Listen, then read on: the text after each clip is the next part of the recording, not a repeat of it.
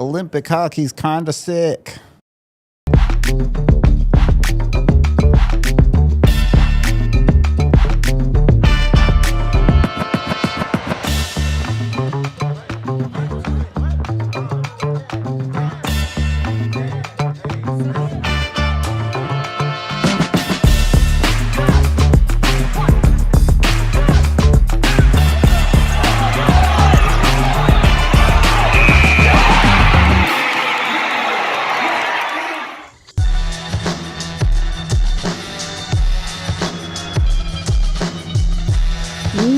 Welcome into the DNVR Avalanche Podcast, live from the Toyota Lounge and powered by your Front Range Toyota dealerships, presented by Bet365. We've got Bailey, we've got AJ, we've got Rudo coming to you after the weekend. On the men's side, the knockout rounds are set for the Olympic side. On the women's side, I mean, it's pretty expected, but the USA dominance continues there. Canada does have Marie-Philippe Poulin back, so maybe there's some hope for Canada, but I mean, I don't know. USA on the women's side feels pretty unbeatable to me. I'm not sure about your guys' thoughts, though. After watching this morning, I'm just kind of like, it's not close for me. It's like, I feel like that's been the story of this Olympics a little bit, though, is like there's not as many competitive games as there are kind of like just there's been a lot of blowouts. And that's across both men's and women's, too. It just seems like the U.S. is taking things and taking them in stride. Yep. It's one of those things, we see it at like WJCs, too, where like the lesser countries come up against the top countries and they get rocked, and we all just sort of like collectively overlook those because you'll see some of the lesser games that are really competitive as we wait for like the powerhouses to play. Like when Sweden and Finland played each other, banger of a game. Yeah. But we all just sort of like collectively forget, like, oh, Finland absolutely destroyed Italy. Yeah. And like, Casual Canada 11 to nothing. Yeah. Right. Like you look at those games and you're like, these are not competitive. And then the problem, at the moment, the problem with the women's side of things is that no one's close to USA. Like when USA and Canada play somebody else, it's not close. USA plays Canada, it hasn't been close. Yeah, it's one game. MVP didn't play, so it's fine. I hear you, but it is really tough to not look at USA having allowed one goal in 5 games now, 6 games just set now? the Olympic record for longest shutout streak. And by a lot. They haven't given up a goal in, I think they said 16 periods. That's ridiculous. yeah, that's just silly. Right, like I'm talking about like, oh, like some of these games are blowouts, and it can get a little not fun to watch at times. That level of dominance is actually incredible to watch. Like that's historic level of like, where were you when kind of thing. And now, of course. I think that level of dominance actually ratchets up the pressure on the United States, and it allows Canada to go into the gold medal game with a different level of freedom, because Canada's like, we're the big underdog here. Like if we score once, we've already accomplished more than what we accomplished last time out against these guys, girls, gals, ladies. We're all inclusive. 3 here. out of 4 is not bad. Yeah. Unsure. How I should phrase that and not be offensive. But it gives Canada like this, like, oh, they get to be the underdog. Nobody believes in them. Look how special they are. And then for the United States, it's like, well, okay, great. We dominated all of these stages up to the gold medal game. This is the only one that matters. Yeah. If we lose now, it's all for nothing. Like, it's like, okay, great. We got the silver medal. We were penciled in for, like, that was our worst outcome walking in that we were expecting was this. So it's kind of a fascinating dynamic, and as always, like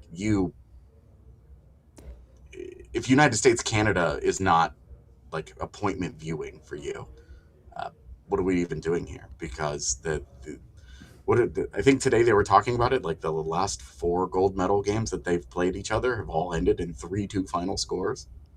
Like, they produce bangers. I'm excited. It's going to be a great one.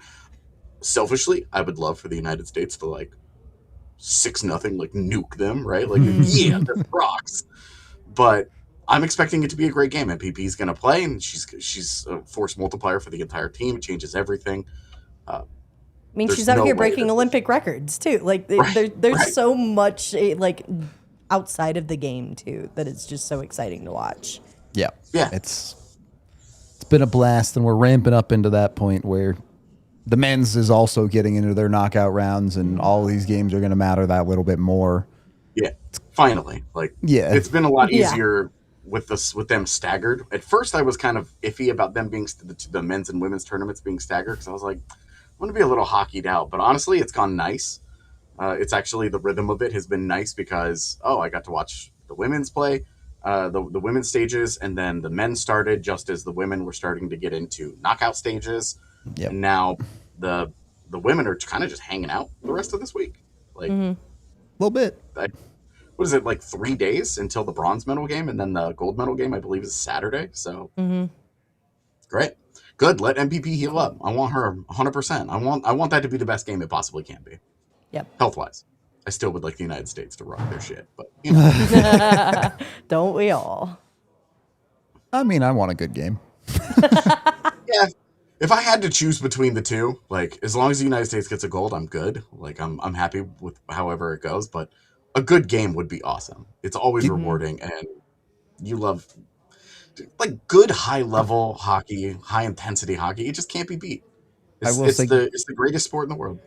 Get the gold playing regular hockey. We don't need to go to 3-on-3 silliness. Yes. No shootouts, no Yeah. 3-on-3s, no, like, I don't want Finish any, it. like, nonsense. Just beat them straight up. Regulation. Yep. I do love a good underdog story though. As There's much no as I'm underdog story, United States, Canada. There saying, just quote unquote. Like, yes, if the U.S. team is the favorite here, like I would not be mad seeing a Canada show up and out. I don't know. Just me. As long as they don't win, I'm good. They have 5 of 7 Olympic gold medal. Like, the U.S. the U.S. has been beating them everywhere except the Olympics. They've won 7 straight against them. They need to, like, the 8th win now is now the most important one. They need the 8th win for all the rest of them to mean nearly anything. Yeah.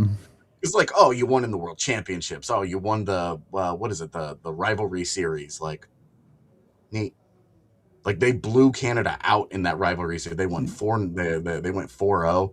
They outscored them like 20-7 or something. Like, it's, like, How many gold medals that get you though? Silly. Exactly. You need a gold medal. Like, you gotta finish here.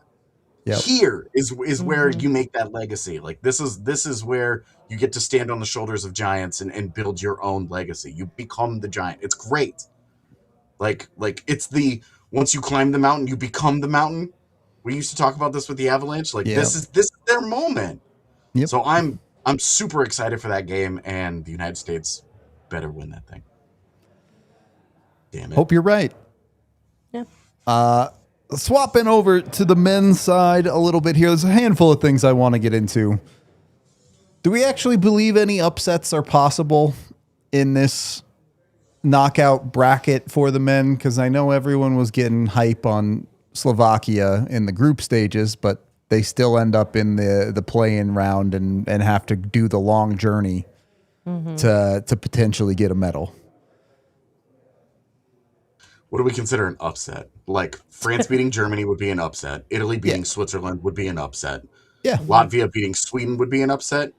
Denmark beating Czechia would be an upset, yeah? Yeah. I think so. Even though yeah. Czechia just hasn't been good at this tournament, No. so it feels... They've had Martin feels- Netjes kind of showing out, but really, like, to a point, like, I don't know. Yeah, like, That'd be an upset. yeah, it's just... I think on paper coming in, Denmark beating Czechia definitely would have been an upset. But seeing how Czechia has played here, it would feel like a small upset where you're like, okay, Sure. like, they've just been disappointing the whole tournament. Although, Bailey, you mentioned it, Martin Netjes has rocked. It's been really fun to watch how good he has been. I'm like, yes, Yes, what Martin. you hoped Get for. him. Like if Yes. I don't think coming into this tournament I would have sat there and said Martin Necas is going to be the best guy on that team. But since the tournament started, he easily has outshined most, if not all, of his line mates on whatever line he's been, because he's been moved up and down a little bit, but he has shown up and shown out for that team. Definitely. To spoil one of my answers for the roundtable we have coming either tonight or tomorrow. But That depends on y'all. But my all I'm saying is one of my answers might be, how important is it that Marty Necas is showing out on a big stage? Is there some confidence that, hey, maybe he's shedding some of that he can't play in the big games conversation? We talked about it recently, right? That it's we talked about him having to do it. Is this considered doing it, is what I'm asking. It was like sneaky important for him. Yeah. To have this as almost like playoff practice, and he's acing this test. He had the one, obviously he had like the one really bad play against France. Yeah. It was stinky. It was bad. But other than that, I think that you just can't poke very many holes here. He's been great. He has the same number of points as Nathan MacKinnon. And he's not playing with Macklin Celebrini and Connor McDavid. Well, and like McKinnon is playing like alongside Nick Suzuki and Brandon Hagel, but it's like, who's Martin Necas playing alongside? He hasn't been on bad version of David Pastrnak. Yeah, but he hasn't played next to David Pastrnak the entire time. Yeah, they broke him up after that first game. I was gonna say, but those first and second lines have been kind of jumbled since then. Yeah, he's been better than Pastrnak, which to me has been a pretty big surprise. Pastrnak has not had a good tournament. Martin Necas has been their best forward, and that exists. I don't know. Maybe I'm the pessimist here, which I hate to be, because I love watching Martin Necas perform well on these stages. I do almost wonder about a reliance factor in a way when you get to those playoff situations and you put him next to teammate Nathan MacKinnon. How much of that, okay, no, I've got the big dog next to me. Like, I can let off the gas just a little bit. Like, I wonder about that. Just a little legitimate worry, yeah.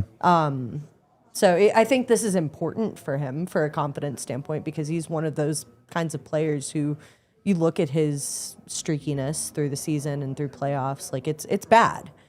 But I do think from a confidence standpoint, he really thrives on looking back at these moments and being like, yeah, I can perform here. That's really important. You just need to realize that you can do that next to other really good players. You don't need to be the best player on your line, as nice as that would be, and you can still perform and perform well.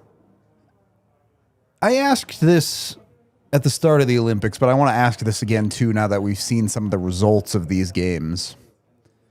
Can we take these results seriously? And not just for a Marty Necas, but even for someone like a Cale Makar. You see Canada beat France 10-2.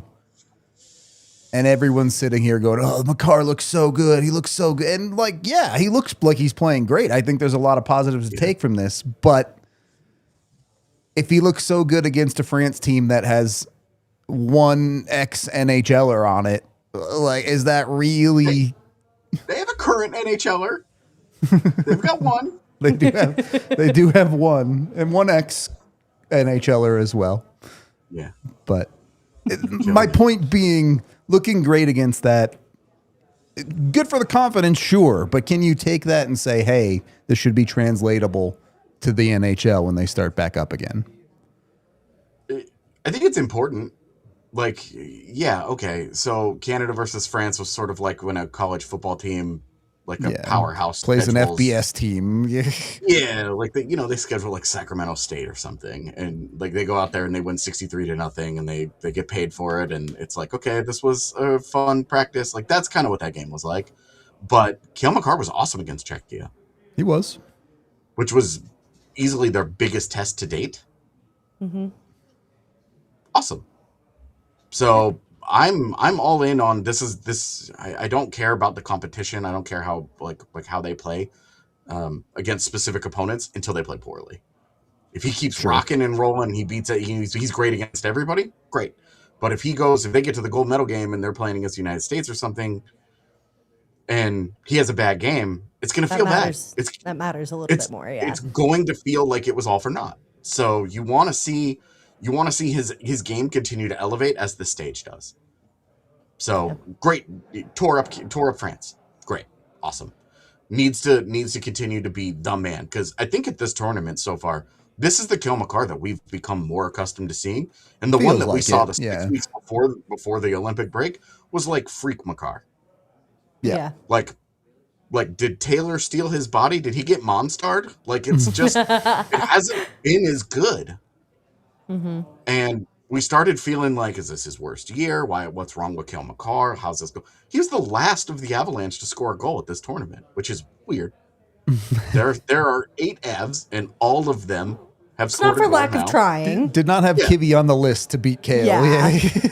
2 goals is crazy. But like, we look at how he has played in the Olympics, and it's like, this is the Kill Makar we're comfortable with. Yeah. This is the Looks guy a that lot more like himself, for sure. Yeah. 100%, man. Like, this is the guy that we love and are like, yeah, he's not human, he's an alien. Yeah. All right. We got more to get into Avs-wise and Olympic-wise, but we do need to take our first break of the show. So let's shout out a few of our sponsors first. At Common Spirit Health, they're more than just hospitals and clinics. They're a team of passionate and expert caregivers dedicated to your well-being, woven into the very fabric of your community. From preventative care to advanced surgical solutions, their skilled physicians and caring staff are here for you, offering personalized treatment tailored to whatever your unique needs may be. You can expect a blend of cutting-edge technology with a commitment to human kindness at their 20 hospitals and 240 clinics and care sites right here in Colorado. Whether it's a routine checkup, managing a chronic condition, or responding to an emergency, you can trust Common Spirit to deliver exceptional care close to home. Experience the difference compassion makes. Find a Common Spirit location near you and discover a new standard of health and healing by visiting mountain.commonspirit.org. Common Spirit Health is an official healthcare partner of the Denver Broncos. Again, go to mountains.commonspirit.org today to get with Common Spirit and get a checkup for whatever you might need. Once you're taking care of your health with Common Spirit, make sure you're also taking care of your home. Unfortunately, home emergencies do happen, but when they do, New Built Restoration and Construction will be there to help you build back. Licensed general contractors who can help with any project, big or small. They're available 24/7 and truly care about being there for their customers, that the over 600 reviews that they have prove to be true. They'll work with your insurance to make sure a stressful process is as smooth as possible, and they offer a number of different services, including fire damage, water damage, mold removal, repair services in general, and they even work on commercial projects. Plus, they're true DNVR fans, and we're excited to support their business too. When that home emergency hits, New Built Restoration and Construction will be there at newbuilt.com. That's NUBILT.com. Or you can always call 720-902-7472 and let them know DNVR sent you. Again, New Built, get there. They'll be there when the home emergency hits. Second period of the DNVR Avalanche podcast presented by Bet365. Look, the Olympics, certainly important. Fun to watch, having a good time. But I wanted to ask you guys, how hard do you think NHL GMs are working right now? Hard. Okay. I think that they probably were chilling last week. Like, it was kind of like, cool, we'll watch the games. Get your vacation week, sure, yeah. Of Kevin Fiala happening, yeah. Yeah. I think there's also something to be said to just tying into that too, the fact that practices start back up tomorrow. So there's a lot of thinking, I think, to go into finally getting the group back together, and like that's a good kind of get back into work mode. Sure. I think obviously I think they've done that already with vacation week over, whatever, but there's something to be said. Like, it's work mode, it's grind time. You're already seeing some things happen across the league with, contract terminations and buyouts, whatever it might be. So they're starting to move. They're starting to make a little noise. Yeah, cue the Jeff Skinner. Yeah, Yeah. that's exactly. I was gonna say, any interest? Like, No. yeah, me For None. real, man. None. no. I loved Jeff Skinner once upon a time. No. When he was 8 years younger. Like truly one of the stranger careers of this era. Yep. Like could score goals, right? Really Won a good goal Calder, scorer, yeah. really good skater. At different times was like one of the better goal scorers depending on the season. There's got to be something about Jeff Skinner that's just off. Because like there have been a lot of forwards who can score goals and suck defensively. Fine. It's not Not it's not a unusual rare at all. market. Yeah. Yeah. It's pretty common. Like there's a lot of guys like that, right? But for teams that are just like excited to move on from him, that are like, we can't wait to get rid of this guy. We went out and got him and we were excited. We love all the things that he brings, and then he gets into their organization. It's like, what's wrong here? Yeah. And this isn't me, like, I'm not speculating. I'm not saying he's a bad guy or anything like that. I'm just curious because it sure from the outside, it just seems like something is up. Like there's just something about him that's like, is this just like a try hard thing? Is this a dedicated? Is this being a pro's pro, or is there something deep? Like teams are just too eager to move on. They're too willing to. It's happened too many times now. Yeah. Exactly. Where, especially in the last couple of years, where it's like, oh, hey, on like a cheaper contract, really good value. He doesn't have to be one of our main guys. And instead, like, they're like, get rid of him. What I think is interesting too is like he hasn't really played on great teams either. Like looking at his, like that's certainly not helping. The dark ages of the Canes, the series with his amount of time with the Sabres. The Oilers gave him 1 year. So I mean, same with San Jose. Yep. It took them 1 year to realize, nope, not for us. That is what kind of lights up some of the alarms in my head. Like, I understand your later stages of your career, whatever, but not even. I mean, you're 33 years old. There's still you have to think with players in the league, there's some sort of longevity there at that point in your career, and it's not as though Edmonton was a bad team at all, and it still didn't pan out. They didn't play him. He played 5 of their playoff games. Yeah. He played 5 playoff games. Those are the only 5 playoff games of his entire career. Just a strange career more than anything. Like never been a team's best player, but like you're talking about, he's had like 6 seasons of 30 goals or more. And like you're like, oh, we're like joking about, oh yeah, his contract was termed today, and like now he's a free agent. You can get him for totally for free, and like. No. How many teams are really raising their hand for that? Yeah. No. Like, I'm so curious which Central Division team he's going to land on because of course he is. Yep. Some players are built to be really good players on bad teams, and some players are meant to be important pieces on good teams. Yeah, the empty calorie guy. Like, you look at Jeff Skinner and you're just like, is this like the king of the empty calorie? Yep. It's kind of what it feels like. But anyway, all that to say, Avs probably shouldn't have any interest in Jeff Skinner. No, I will be very can't make an shocked. argument. Where was he? Where would he play? Like, doesn't Victor Olofsson already have that job? Yep. Yeah. You're not going to put him in a checking role, so that's it. We're done. Yeah. Yeah. Conversation over. No better answer than that for Jeff Skinner on that front. And like, it's not like, oh, hey, you're going to trade Ross Colton and then, oh, Jeff Skinner's here. You're going to put Jeff Skinner and Victor Olofsson on the same line together? Jeff Skinner is the best replacement you can find for Ross Colton. Yeah. That's you're setting up that line to go -2 every night. Right. Come on. Nope. On the ice for 2 goals against. Does that sound better? Does that make you feel better? Because it's the same thing. I mean, bad defensively his entire career. Yep. All right. I want to get back into the Olympics. And I want to ask a question that I get to ask it now so that I can ask it after the knockout rounds, and it'll be a different answer most likely. Okay. If you had to pick today, who's the Olympic MVP? Connor McDavid.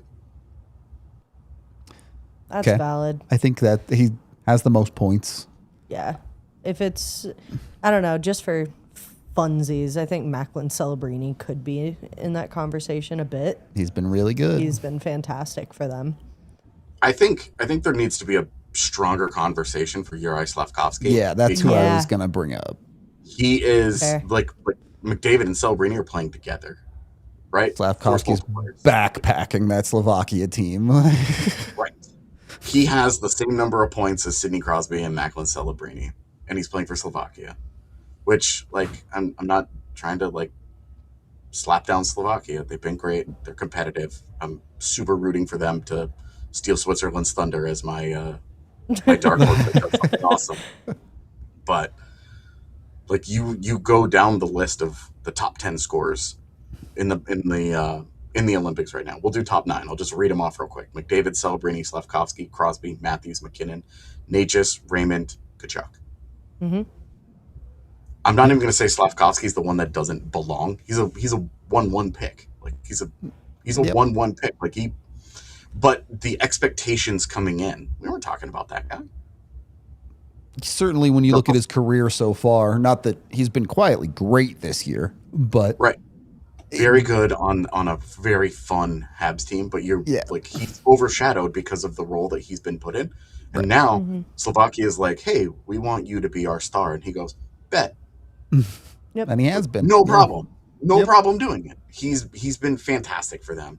So I think I would say McDavid, but this is like when we talk about the Hart Trophy, like, oh, it shouldn't just go to the guy with the most points. Like, who's actually the most valuable? Like, which team would fall apart without him? It's Slovakia with Slafkovsky. Mm-hmm. Martin Necas with Czechia. the thing with Necas and Czechia, though, is that he's been their best player, and they haven't been very good. Yeah. So it's like, so what? True. They get a little bit worse? Yeah. He's the classic, like Celebrini for Hart Trophy this year, where you're like, okay, well, when the Sharks don't make the playoffs, you're not going to give the Hart Trophy to a guy who misses out on the postseason, are you? Like, okay, so they get worse. I might, but the NHL won't. Yeah. You and I mean, you and I, you know what I mean. Like, you and I love this conversation. We do it every single season. But in terms of the actual, like, by large, like, the voters aren't going to do that. No. Because how valuable is a guy? Oh, the difference between them is finishing in 10th in the West and, 14th in the West? Neat. Yeah.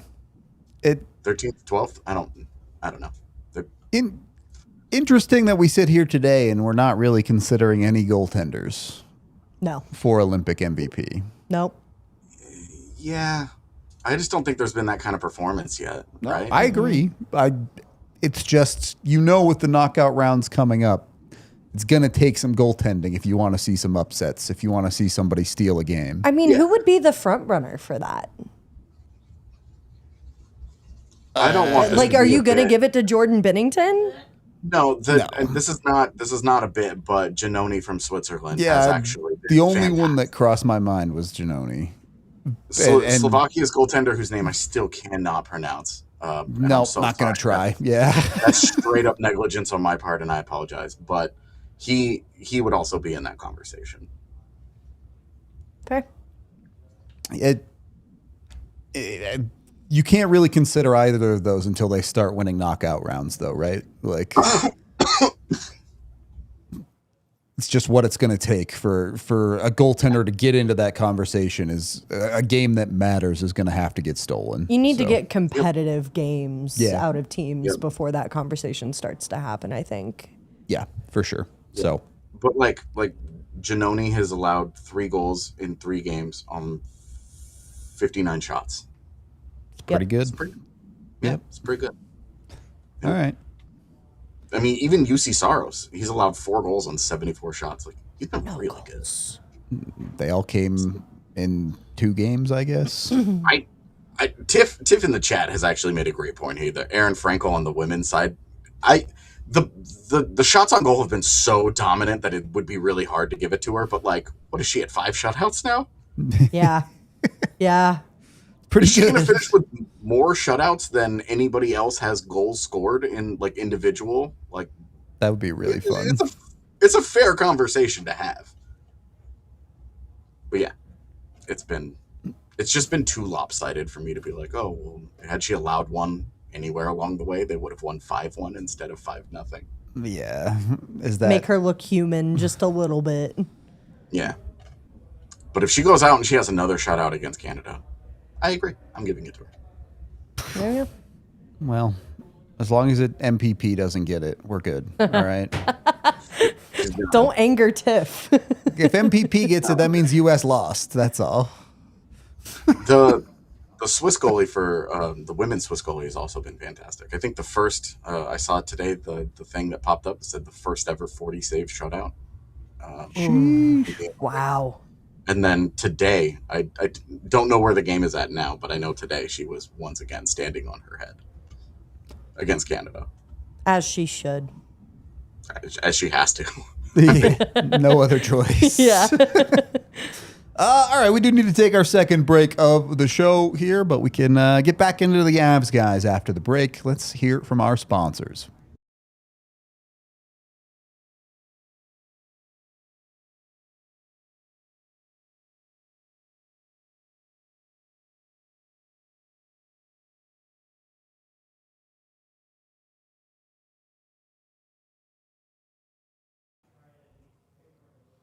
Yeah, we're going to fix that by me talking about Raising Cane's right now, because you should go get Raising Cane's. Genuinely, all I talked about during that ad you couldn't hear was that I would eat anything with Raising Cane sauce on it. Yes. Highly recommend. Like even unedible things. You put Raising Cane sauce, I'd eat it. It's that easy. Of course, you can also get their great chicken fingers, their Texas toast. They even have coleslaw if you're a coleslaw person. I'm not really, but that's just more Texas toast for me to eat. So easy W. They got the garlic butter on their Texas toast. You can order it all online at raisingcanes.com. So make sure you're going over there and getting your chicken finger fix, whatever it might be, whether it's drive-through or stop-in. Either way, Raising Cane's has you covered. I heard one of my online friends, they're building Raising Cane's all across the country. Mm-hmm. Rochester, New York is getting a Raising Cane's. So no excuses. They're everywhere. Go get yourself a Raising Cane's. And to get to Raising Cane's, you're going to need yourself a Toyota to drive wherever you're headed. Jump in with Toyota. There are tons of locations across the Front Range, and they have a vehicle for everyone, whether it's trucks, SUVs, or sedans. Toyota has you covered with 17 different all-wheel drive vehicles. Whether you're on the road or the trails, you'll have the grip to get to where you need to go. And they have the most low-emission and zero-emission vehicles out there. 16 different hybrids. I'm always thinking about that because I hate my commute and I want to save money on gas. Toyota can help me do that. They even have a hybrid truck, so you can go with the Tundra iForce Max if you want a truck and a hybrid. Again, visit your Front Range Toyota stores across the area, including AutoNation Toyota Rathbone Centennial, Corwin Toyota in Boulder, Groove Toyota in Littleton, Mountain States Toyota in Denver, Stevens Toyota East in Aurora, and Stevens Toyota West in Lakewood. Toyota, the official vehicle of us here at DNVR, and the official vehicle of the Colorado Avalanche. Toyota, let's go places. Third period of the DNVR Avalanche Podcast, presented by Bet365. When you're looking at the Avs performing at this Olympics, I know we kind of talked about Nature's performing well, Kale looking more like himself. You look at a guy like a Kivi Ranta or even like a Lehkonen. Is there a lot those guys, maybe a little bit further down the list, can take out of an Olympic event like this? Or is this mostly on a personal level, I'm sure they want to win. But for the Avalanche, is this just to get through it for some of those guys? To a point. I will say, I think this is a tournament going the way this one has for Yoel Kiviranta specifically, I think is huge. Okay. When you look at, incredible season for him so far. Battling through injury, obviously, that sucks. But highlighting himself the way that he has and being able to come back and apply that to what we're hoping is the hot version of the Avalanche, Would be nice. You got to think the Avs front office staff and coaching staff are looking at that and saying, how can we apply this to here in Denver? Like, what can we take from what you've been able to succeed at over in Milan and just elevate our third, fourth line wherever he might be playing and make that even better? I think have we been sleeping on Kivi? I will never stop talking about Kivi Ranta. I think no. I think we just appropriately rate him. Look, I think if you look big picture, I think we all understand that Kivi Ranta way overplayed his ability last season offensively, and then the pendulum has swung back the other way with a balancing of the scales this season. And in this season, it's been weird because injuries, like the LC injury, seems like it should have opened up the door for Kivi to be like a lineup lock. But he just hasn't played well enough, and guys like Brindley have jumped him in the lineup. Yeah, he's also been hurt himself enough that like Gavin Brindley and Victor Olofsson have justified being in the lineup pretty frequently, and Kivi. I think the other thing with Kivi is that he's comfortable in this role. Yeah. Like, is Gavin Brindley going to be comfortable being scratched for a week and then, oh, hey, it's time for you, the other guy started, his game is slipping, jump into the lineup. Gavin Brindley's never done that. We know Yoel Kivi Ranta has spent basically his entire NHL career being that guy. Mm-hmm. So there is a comfort there, but I do find myself really torn on Kivi on a regular basis because his puck skill sucks. It's just not good.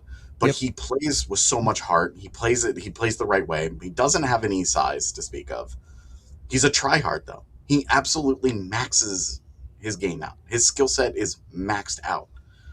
And there's such appreciation for that, right? Like, you love guys like that. You want guys like that in your locker room for so many reasons. But when it comes to the actual on-ice player, do you want Parker Kelly or Yoel Kivi Ranta? Parker Kelly. Same. We're 3 for 3. I also want Parker Kelly. And obviously I want Logan O'Connor if he's healthy. But if for a fourth line role, do you want Victor Olofsson or Yoel Kivi Ranta? Kivi Ranta, I think is fair to want in a fourth line role. But, and we used to have this conversation all the time with Big E, if you're an NHL forward, you have to be able to produce. Yep. And Kivi did that last year. He hasn't really produced at an effective rate this year. Mm-hmm. Now, this conversation has gotten a little bit more interesting over the last month of the season where we've seen Gavin Brindley's production almost entirely disappear. Yeah. That it becomes more of maybe there's a way in for Kivi a little bit more potentially in a healthy Avalanche lineup. But the door is opened a little more. Yeah. But you're not kidding because he has 7 points in 28 games. He has 2 goals. Yep. Like, you have to produce something. This is the wall that Gavin Brindley's hitting right now. Like, okay, there's a lot that you're doing that we like, whatever, but you have to produce something. Yep. You can't play forward in the NHL and just not score. Mm-hmm. You've got to do something offensively. Yep. Yeah. 100%. Valid. Yoel Kivi Ranta has as many goals at the Olympics as he does with the Avalanche this year. That's true. Once. That is a fact. He has one game played? I think he played twice. Twice. No, he has 2 games third played. Game? Okay. Yeah, he 1 and 3. That's... You gotta produce, man. Yep. Mm-hmm. It's just the reality of the job. Now, I will say, I think it makes this conversation even more interesting when you consider that the game he had 2 goals in was an 11-0 complete victory. Nuke so, blowout. Like, there's almost context. Right, but I think that makes it even more justifying too in saying, like, if he had 1 goal in that game, I would have been thrilled. Like, I would have been happy. That's the expectation that you have when you've got 11 goals going on the board, is that it's not just coming from your top 6, that guys like Yoel Kivi Ranta are contributing. When you look at You look at the Avs lineup, Parker Kelly's having a career year when it's coming to goal scoring. Jack Drury's having a career year when it's coming to goal scoring. The competition for Kivi in the goal scoring category on the Avalanche lineup is pretty stiff. The Avs have better options when it comes to the offensive production, even if someone like Gavin Brindley's production has fallen off a little bit. There's a lot of guys that are scoring effectively for Colorado. Well, and I think I also think that like the scoring issues that they've had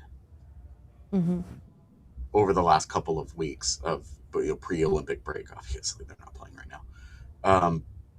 Like the depth, if it wasn't Parker Kelly or Jack Drury, they really weren't getting very much scoring. Man, Brock Nelson too, but yeah. Well, I mean, like from the depth. Sure. From those Olofsson had disappeared for a while. Yeah. Yeah, from those. Well, and Olofsson and Colton finish on your second line by the end of it. You're right. Yeah. And so you're looking at lines 3 and 4, and you're going, we need them. We don't need them to score 2 goals a game. We don't need them to score all the time. Just give us one every other. It was Kelly and Drury. They were giving you the offense. Kiviranta wasn't doing much. Brindley's not doing much. Those guys, Bardakov hasn't. When's the last time Bardakov scored a goal? I mean, that's a whole other conversation. Yeah. But it's like you got to get something, right? Yep. And for one, that speaks to how much the injuries hurt the Avs. Because, like Ross Colton and Victor Olofsson playing on your second line instead of your third line is bad. Yeah. For your chances to score. On a third line, you're happier there. But you need that production. And with Kivi, I think I watched that Kivi game against Italy, and I was like, I underappreciate that. Was the conclusion that I came to. Just, I think he's a solid player, and it actually inspired me to go and look up his underlying numbers, and all of them are good. Like, he's a decent player. He's just not good with the puck. Well, this is a conversation that we've had multiple times this year of like, there are a bunch of teams in the NHL that Joel Kiviranta would be an everyday player on.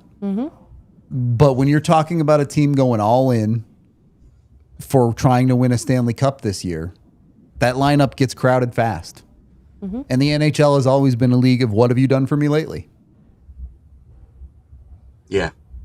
Hard to get into an everyday lineup, especially if the Avs get fully healthy and guys like LOC come back. Yep. Yeah. And I think that if LOC comes back, I just don't, Kivi can't play. He can't be in your lineup, right? And that's not a Kivi thing. That's just it's LOC, it's Parker Kelly. Like, it's your lineup makeup that. Yeah. Like, you just have guys ahead of him. At this point, you have a really fair, if LOC doesn't come back, you have a really fair Gavin Brindley, Yoel Kiviranta conversation that can be had. And frankly, on the other side of the break, it needs to start being had. The Olympic break, not our break. Yeah. Like, it needs to start being had on a regular basis before they start making trades and start moving guys in and out. Because once they do that, we saw last year, who the hell knows? Yeah. Could be anyone in the lineup at that point. Is the optimal thing for the Colorado Avalanche to have a number of Avs players lose tomorrow? Yes. Okay. Definitely. That was really fast. Well, I mean, we're just talking health here. Yeah, like, it's purely from a health perspective, absolutely, because it gives them another, it gives them an extra guaranteed, 5 days. Like, they can fly back from Italy. There's no jet lag that they have to worry about. They're not trying to do a bunch of things all at once. They can kind of, leisurely work their way back into being like, oh, I'm in North America. Okay, great. Now I'm practicing again. It goes back to being, normal life for them. There's no rush to do it. It absolutely is easier if Sweden loses and Gabe Landeskog gets to come back home. That's the one player that I'm like, if you leave early, I'm not. I want a medal for you really badly, but if you leave early, I'm also not going to be upset. Just to show you guys the schedule. If Sweden were to go on the run and make it to the medal rounds, they play tomorrow, then they would have a back-to-back the next day to play in the quarterfinals. Then they would get a day off. Then they'd have to play the semis on February 20th. If they make the gold medal game, they would play again on the 22nd. And they'd have to fly back Sunday the 22nd, and they pretty much have to win the gold medal, fly back the next day, and then you're playing an NHL game 2 days later. Yeah. Like, that is a crazy turnaround with the 8 hours of jet lag or whatever they're going to have. Yeah. That is tough. And realistically, it's probably going to happen to 3 Avalanche players, maybe 4, maybe 5. Yeah. Still not mad. It's going to be tough. Yeah. I mean, rooting against Sweden and Czechia tomorrow for that reason. Yeah. Let's go. Let's get him back. I want upsets. Except for the U.S. I want upsets. Brock Nelson will be fine. He's 200 years old. He's seen other things. He's not seeing ghosts, but other things. Stay away from this. Well, only Quinn Hughes sees these ghosts, all right? He even admitted it himself at this point. So, was that a real quote? This was a real quote. It was a real quote. This was a real quote. I saw it and was like, this is a great bit, and did not believe it to be real. But if it's real, great job, Quinn.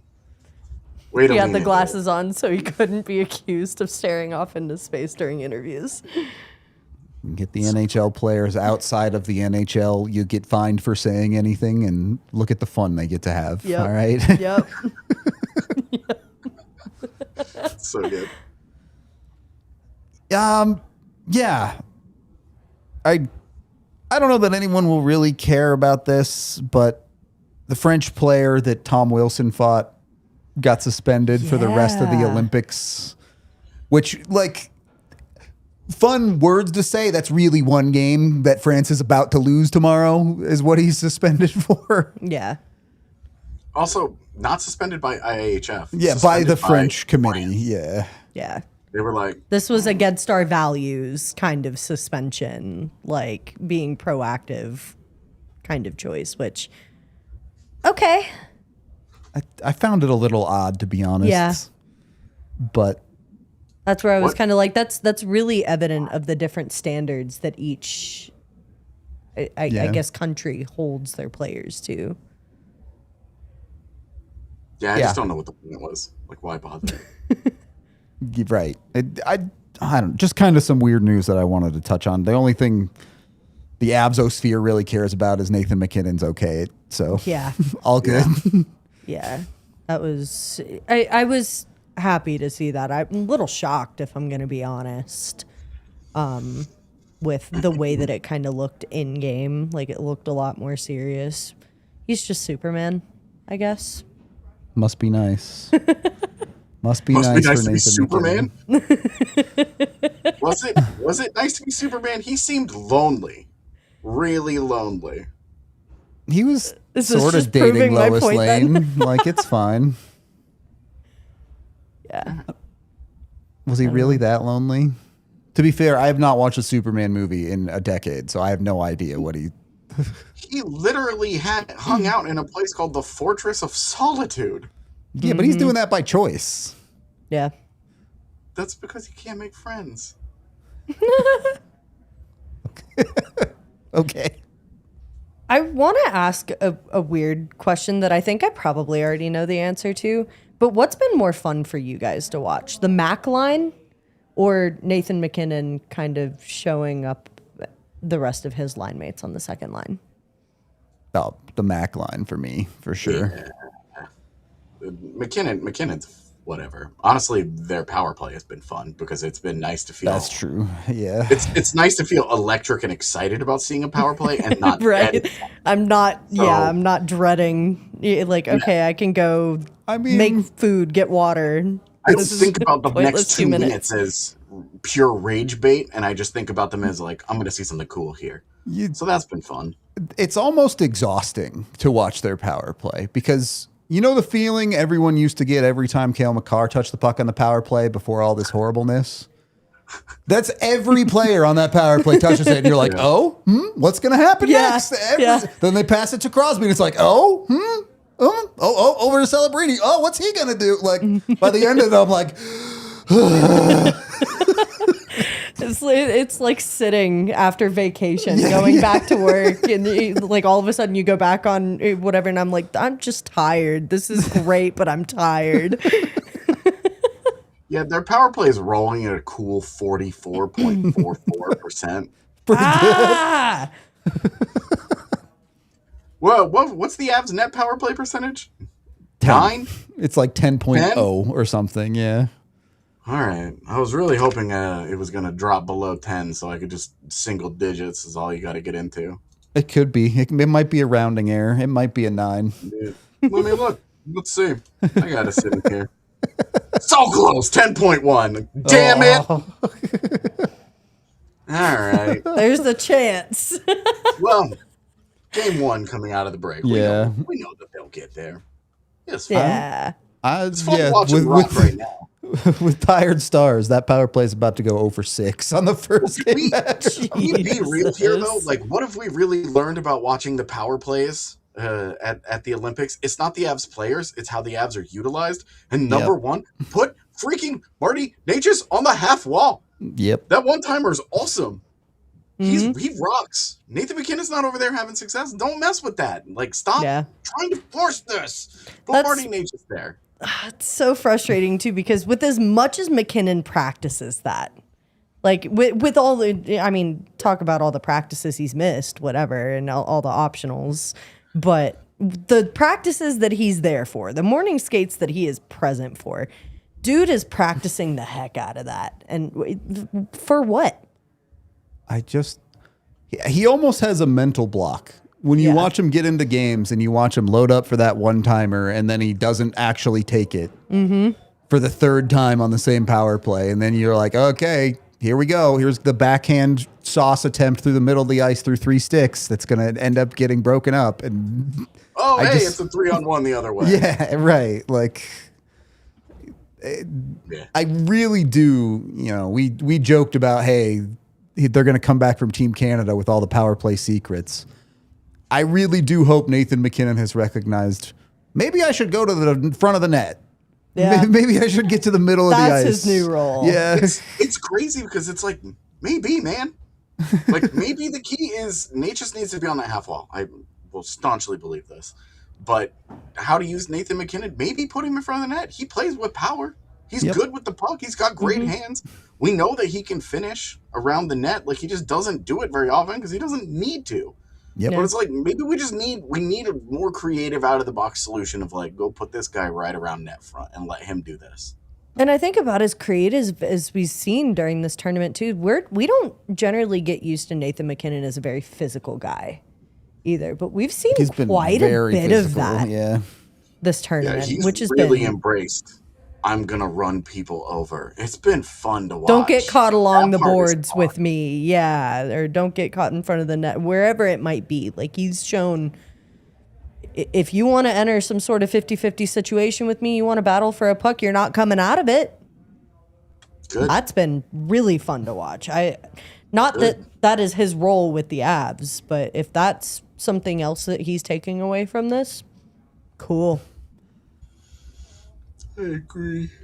Yeah, I think there's an interesting balance there with if you can get more of that out of McKinnon. How much is that? Well, maybe are you happier with a Lehkonen on his wing as opposed to a Landeskog? Because Landeskog brings some of that physical element that maybe Lecky doesn't, but Lecky can still bring some level of defensive acumen to cover Nathan McKinnon. Yeah, I mean, I think that Lecky needs to be the third option. Fair. Like, he needs to be third in line there. I want Landeskog or Nichushkin first. Yeah, that's valid.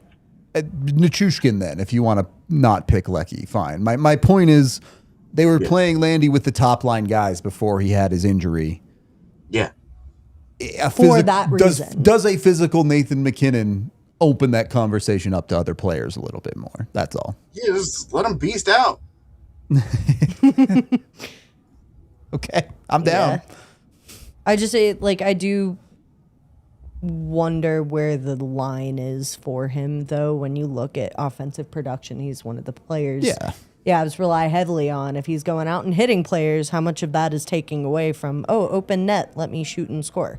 I mean, he's kind of Nathan McKinnon. He's already bad defensively, and I know we're going to see him try and step up and hit a guy and give up a clean breakaway or something. I know what's going to happen. over under 2.5 games. Yeah, right. Like it's gonna come quick. But yeah, I don't worry about Nathan MacKinnon losing his role. He's mentally, I mean, he's right. too much of a that guy. His entire life only cares about scoring. Like he'll lock in on that front when he needs to. So yeah, all good on that. I just under no circumstances can they come back from the Olympics and go right back to trying the same stuff. Right, it has to be different. Yeah. I'm sorry. If that happens, you need to start having a Jared Bednar conversation. You can't let that happen. You cannot let that happen. The order of operations is very clear to me. If you're not going to fire Hackstall and they come back and look like that, you have to bench them. I don't care what the consequences of it are. You need to take your top unit and sit them for an entire game worth of power plays and say, figure it out. This is exactly what we have been talking about all season, is that if they go to the Olympics and this proves to be a non-issue, like that just makes me more mad about what we have seen from the Avs so far this season. Non-issue for all of them. Yeah. It's not like that's it's been, what I'm saying. Makar's been good, like Makar, MacKinnon, Natchez, Lehkonen, they've all been good. Yeah, Landy scored the first goal. All of these guys have been good on the power play. Yeah, you're like, what? Oh, come on. I'm sure Brock Nelson would be great, except they just don't need it. It's not out there. They took 2 goals away from him. He's scared to get that one taken away too. For the record, the American power play is at 42.86%. I just have this in front of me. So there's no excuse left anymore, right? All these guys get to come back and say, look, we all know you can do it on the power play. We all saw it. It's not that you guys just are bad. You just have to do the right things, play the right way, and figure it out. Things. Yeah. Yeah. You're right. I wish I had a better answer than that, but I mean, it's really been the same answer that we've had all season, and it's just been us getting increasingly angry as the year has gone on and saying it. At first, it was like, come on, do the right things. And now it's like, please, just do the right things. For the love of God. The conversation for me at the start of the season was like, oh, it's unsustainable that it's this bad. And now we're 55 games into the season. They have a 10% net power play. So maybe it was sustainable. Yeah, and getting worse. I mean, like, it started giving up shorthanded goals more often than it was scoring power play goals. Like, it's bad. It's real bad. Yep. It's tough on that front. If they had a 4th drop pass, I will walk to Ball Arena and coach the power play myself. All right? You think they'll let you in? Get me on the ice. No, they absolutely will not. No. I think they might. I think that you wander on in and just be like, I'm here. Open interviews. And they'll be like, thank God, somebody's finally here to do it. Everybody in that building has to be sick of this. Nathan MacKinnon can finally take that hat off, which I don't know why he's been wearing it in the first place, but that's the only explanation. Yeah. It doesn't fit. Give it away. I don't know, man. It's that's just my whole thing is like you've seen how well it's worked. You've seen it. Yep. Again, it's not just one player. It's almost everybody contributing in their roles on the man advantage. It has to be better, and I don't know. My only concern is what is Jared Bednar's definition of better when it comes to taking things away from what they've been able to produce in Milan. At this point, you're so far into the season that you cannot continue to preach any kind of process stuff. You have to get quick. Unless it's like a truly like you're not getting the zone and you score on one shot, like 3 games in a row. Yep. Then you're gonna be like, okay, like neat, but this isn't gonna keep up. Like, right. At some point, like you have to put it together. Your players are clearly good enough. You have to put this together. A couple of years ago, the Avs penalty kill fell apart halfway through the season. And they ultimately got to a point where they said, let's just start over. Let's just go back to the simplest penalty kill possible and work from there. And that feels like where we're at with the Avs power play. Throw the thing out the window, start over. We talk about simplification with a lot of these players, especially looking at Martin Necas, looking at some of these top guys and saying, like, if the complicated things that have become ingrained in you as part of your game are not working, what's the hurt in simplifying? Yeah. The easiest tenet for me as someone who watches it is move your feet. If you don't have 5 guys moving your feet constantly on your power play, pull them off. Yep. Yeah. Got to be a little vibey. Yep. It's got to be there. But we've talked about the power play enough. We are wrapping up for the day. We will be back with multiple watch-alongs for the knockout rounds and things like that. I'm sure we'll probably watch the women's gold medal game too. We'll have to make decisions on exactly what games we watch, but I'm sure we'll tweet them out. You guys can come join us for that. And we will still be live all week at 2:45 p.m. Mountain. So join us for these shows too. We appreciate all y'all hanging out. This has been the DNVR Avalanche Podcast presented by Bet365. We all silly like the mayor.